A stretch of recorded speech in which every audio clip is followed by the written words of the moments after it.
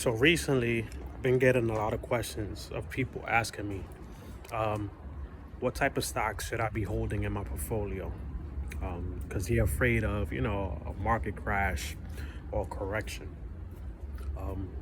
Just to start off, there's always going to be a market crash. There's always going to be a correction. And so you shouldn't be afraid of that. If you invested in good companies, then you shouldn't worry about that. But in this environment, to be honest, you don't want to be just in any companies because we're in a high market. There's a lot of uncertainties due to economic conditions.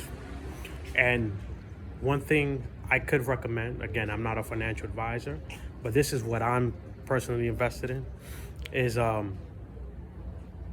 have low stakes in AI companies and on basically on assets that are correlated to high interest rates and high inflation, which one of them is Bitcoin, right?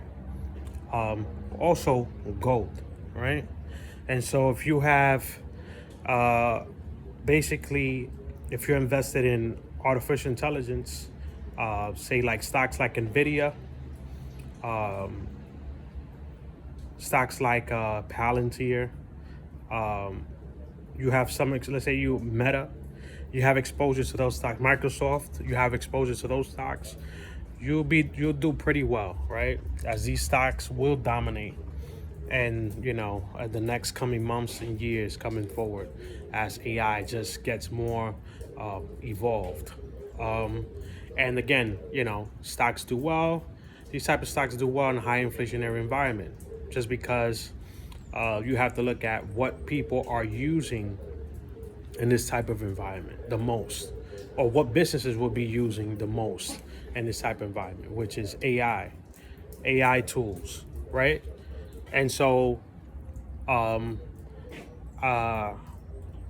personally, I'm invested in stocks like Nvidia, and when it comes to assets, Bitcoin, because Bitcoin performs well in high inflation and high interest environments.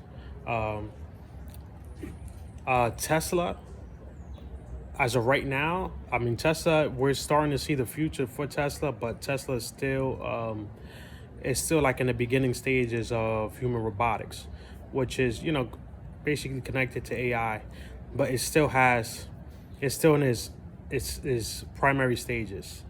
So if you're willing to invest like in Tesla, I wouldn't go all in at this moment. All right. So again, this is not financial advice. Again, consult with a financial advisor. If you do have any questions, leave a comment below. Also, I'll leave my email in the description. You can contact me with any questions you have. All right.